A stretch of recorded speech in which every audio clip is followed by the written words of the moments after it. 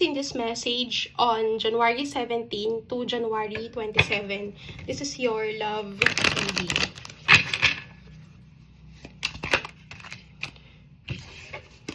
Take what resonates and leave what doesn't.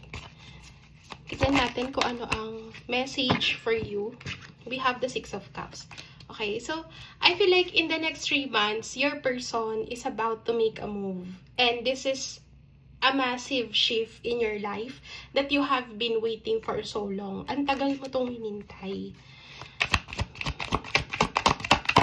For some of you, hindi ka nakaranas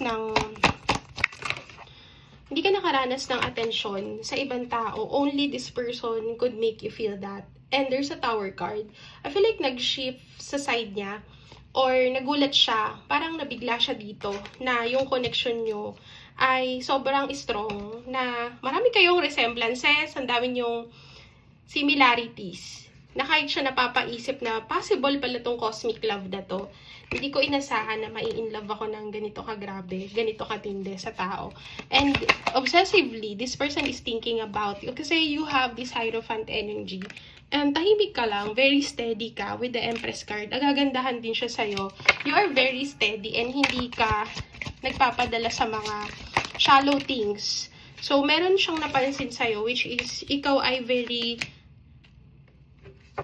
dominating kang tao. Yung napapansin ka talaga lagi. Napaka-lakas ng charisma mo, ng attraction sa'yo ng ibang tao ay talagang hindi ka mai-ignore sa isang room. At yun yung reason kung bakit gusto kanyang i-pursue.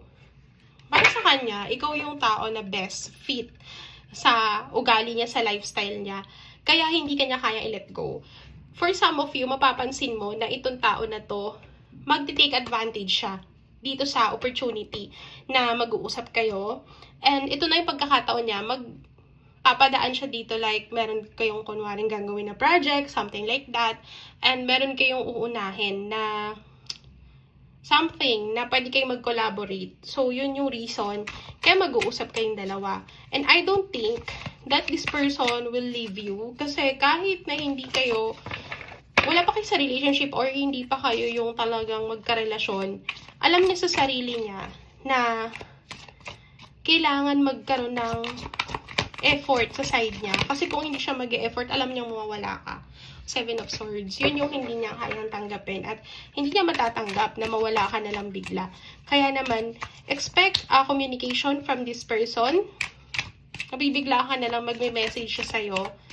At gusto niya na magdesisyon ka kung